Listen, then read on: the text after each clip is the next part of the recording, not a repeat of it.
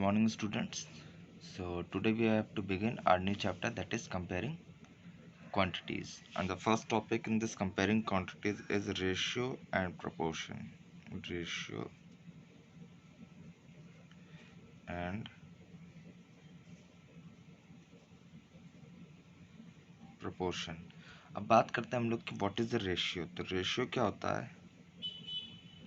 Ratio is comparison of two quantities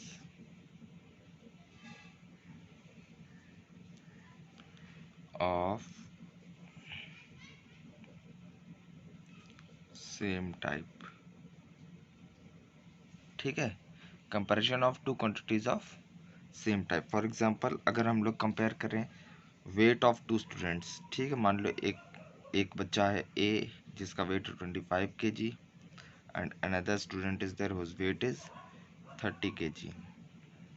ठीक है, so how do we find the ratio of weight of A's to B A and B? Will find weight of A upon weight of B.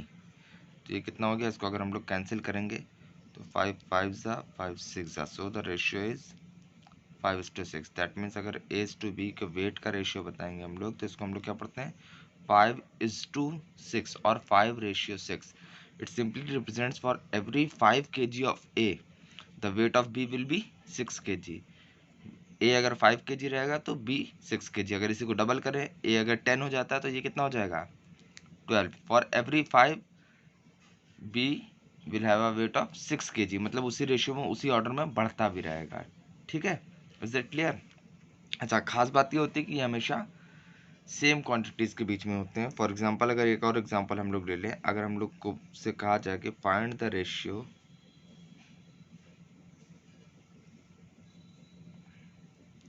ठीक है of 2 centimetre and 2 metre. तो देखिए ये दोनों length तो हैं, बट यहाँ पर प्रॉब्लम क्या है, इसकी यूनिट अलग है और इसकी यूनिट अलग है. सो इन दैट केस जब भी ऐसा कोई कंपैरिजन मिले और यूनिट अलग अलग हो तो we have to convert them into the same unit. तो 2 सेंटीमीटर के साथ कुछ नहीं करना, हमें 2 मीटर के साथ चेंज कर लेंगे. 2 मीटर को अगर सेंटीमीटर में कन्वर्ट करेंगे तो कितना हो जाएगा? 2 into 100. Why? Because 1 metre equals to how many centimetres? It is 100 centimetres. ठीक है, you can write it over here in the blank कि 1 मीटर इक्वल्स टू 100 सेंटीमीटर. यहाँ पर आप बगल में लिख सकते हो so that you may know. अब इसके हिसाब से ये कितना हो गया? 200 centimetre. Now let us find the ratio.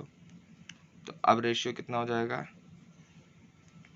2 centimetre upon 200 centimetre. मैंने जानबूझ के यहाँ पे यूनिट लिख के दिखाई है because I want to tell you something. अभी देखिए ये यूनिट दोनों जगह सेम में कट जाएगा. 200 ज़ा 2 1 ज़ा, सो द रेशियो बिकम्स 1:100. ठीक है, और यहाँ पर कोई भी यूनिट नहीं है. यूनिट क्यों नहीं है? क्योंकि रेशियो में यूनिट्स कट जाती हैं, इसीलिए हम लोग सेम यूनिट्स लेके चलते हैं. ठीक है, so it is a very important point. यहाँ पर आप लिख सकते हैं ratio does not have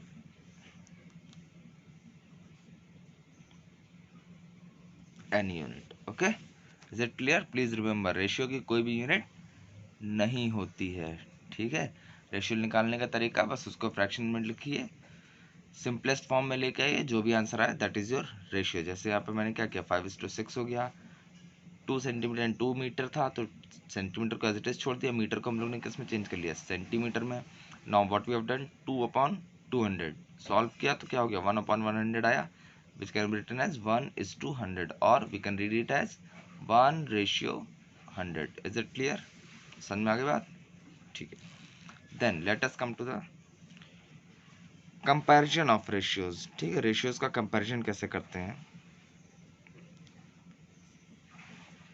comparison of ratios. अब कंपैरिजन ऑफ रेशियोज का मतलब ये कैसे चेक करेंगे कि वेदर दे आर इक्वल और नॉट इक्वलेंट रेशियोज. ठीक है, अब ध्यान से देखिए, कंपैरिजन करने के दो मेथड्स मैं बताऊंगा आपको. The first one, for example अगर आपको एक रेशियो दिया हुआ है 2/3 and 4/5. ठीक है. Now we have a ratio and we have to compare कि which one is greater, smaller, or are they equal. So ऐसे केस में what we have to do, we have to find the LCM of the denominators. सबसे पहले denominators का LCM निकालेंगे. ठीक है. तो अगर यहाँ से हम लोग LCM देखें तो what would be the LCM? 3 and 5 का LCM कितना आ जाएगा? It will be 15. और जैसे डिनोमिनेटर का LCM आ जाए, what we have to do, the second thing we need to do is हम लोग को अपने दोनों रेशियोज का डिनोमिनेटर सेम करना होगा. फ्रैक्शन जैसे लाइक फ्रैक्शंस बनाते हैं हम लोग, in the same way. Now see, और कितना करना होगा? एलसीएम के बराबर. If you have to make this 15, the denominator 15, by how much should we multiply? 3 में कितना मल्टीप्लाई करेंगे? 15 हो जाए. So we have to multiplied by 5. और अगर डिनोमिनेटर को 5 से मल्टीप्लाई करेंगे तो obviously we have to multiply the numerator also with the 5. Like fractions अगर आपको याद हो, फ्रैक्शन लाइक फ्रैक्शंस बनाने का तरीका, तो same method we are applying over here. ठीक है, ये पहला आ गया. इन द सिमिलर वे 4/5 को ले लेते हैं. अब इसमें कितना मल्टीप्लाई करें भाई? देखिए 5 में 3 मल्टीप्लाई करना पड़ेगा तो ऊपर भी करेंगे, so it will become 12/15. Now they both have the same denominator and we can compare. अब बताइए कौन बड़ा है इसमें? If we see, we can say that 12/15 is greater than 10/15. सो इसके हिसाब से 12/15 क्या था? 4/5. एंड 10/15 क्या है? 2/3. So we can say the ratio 4:5 is greater than 2:3. This is the first method, that is your LCM method. LCM निकाल के डिनोमिनेटर इक्वल कर लेंगे and we'll compare. ठीक है, हमें पता चल जाएगा. ठीक है, is that clear? Now let us come to the next method. The next method is, फिर से वही ले लेते हैं. 2/3 था एंड 4/5 है. ठीक है, इन दिस केस जिसको हम लोग क्रॉस मल्टीप्लिकेशन मेथड भी कहते हैं. क्या कहते हैं? Cross multiplication method. इस केस में व्हाट विल डू, 2 इसको दूर दूर लिख लेंगे और इसको इससे मल्टीप्लाई करेंगे, इसको इससे मल्टीप्लाई करेंगे. 5 2 ज़ा, इसको इससे किया ना, 5 2 ज़ा 10 आया इस एंड पे, इसे इधर लिख लेंगे, इधर ला के मल्टीप्लाई किया ना. एंड 3 4 ज़ा 12, इसको इधर मल्टीप्लाई किया. Now which one is greater? We can see 12 is greater, and if 12 is greater that means इधर वाला जो fraction होगा या ratio होगा, it will be greater. That means we can write it as 2/3 is less than 4/5. Clear? This is your cross multiplication method. ठीक है. Now एक चीज और बता देता हूँ मैं. Equivalent ratios, जिस तरह इक्विवेलेंट फ्रैक्शन होते हैं उसी तरह इक्विवेलेंट रेशियोज भी होते हैं. इक्विवेलेंट रेशियोज का मतलब the ratios having same value. For example कहीं पे लिखा हुआ है 4:5. ठीक है, अगर हमें इसके इक्विवेलेंट रेशियोज बनाने हैं तो व्हाट विल डू, इसको पहले फ्रैक्शन के फॉर्म में लिख लेंगे and as we make equivalent fractions similar way same number से मल्टीप्लाई डिवाइड कर देते हैं दोनों जगह. What will get? 8:10. This is 1. 4/5 को मल्टीप्लाई कर देते हैं 3 से. How much we get? 12/15. So all of them are equal. ठीक है, so 8/10 and 12/15 are the equivalent ratios of 4:5. और अगर कभी चेक करना हो, अगेन चेकिंग कि are they equal or not, so we can again use the comparison method. Ratios को compare करने का. you can see 4/5 है और 8/10 है एग्जैक्टली. यही है.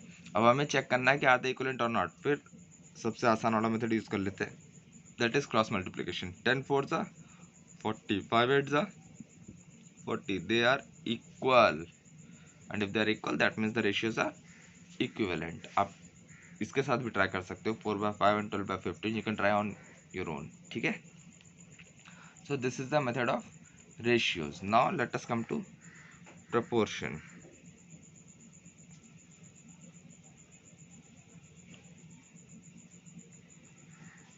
What is this proportion? It is the equality of two ratios. Equality of two ratios. ठीक है, कहने का मतलब यह मान लेते हैं there is a ratio A is to between between two quantities, किसी दो क्वांटिटीज के बीच का रेशियो है, क्या है हमें नहीं पता, ठीक है।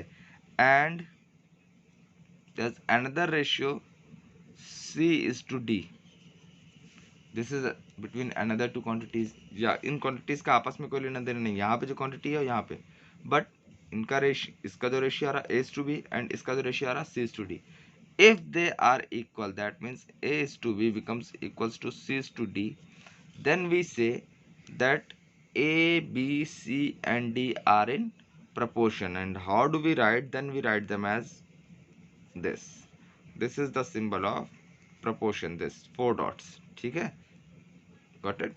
What does it mean? This means a b c and d are in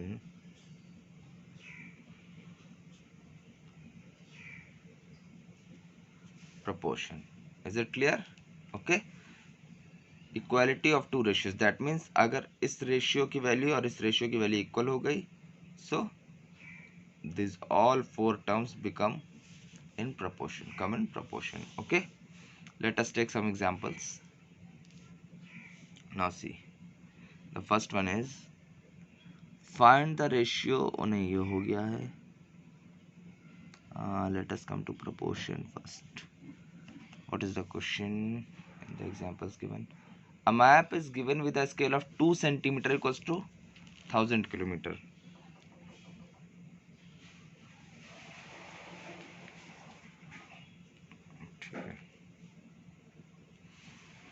A map is given with a scale 2 centimeter equals to 1000 kilometre, ठीक है. Now what do they say? What is the actual distance between the two places? What is the actual distance